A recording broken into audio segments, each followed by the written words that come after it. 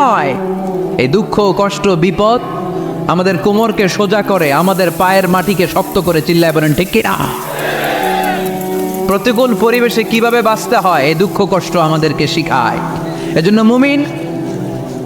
মুমিন বান্দার বৈশিষ্ট্য হচ্ছে দুঃখ কষ্ট বেদনা জ্বালা এগুলোতে সে আপসেট হয় না, সে হাল ছেড়ে দেয় না, সে ভরসা রাখে একজনের উপর। চিল্লায় বলতে হবে তিনি কে? কারণ মুমিন জানে রাত্রি যত গভীর হয় অন্ধকার তমানিসা ভেদ করে সুবহে সাদিক হয়। মুমিন জানে গর্ভবতী নারীর পেটের ব্যথা যেই দিন বাড়তে থাকে ওই দিনই নতুন মেহমান আগমনের সময় ঘনাতে থাকে। মুমিন জানে তার জীবনে দুঃখ কষ্ট বিপদ যত বাড়তে থাকে সুখের দিন কাছে আসতে থাকে। এজন্য মুমিনের হারাবার কিছু নেই।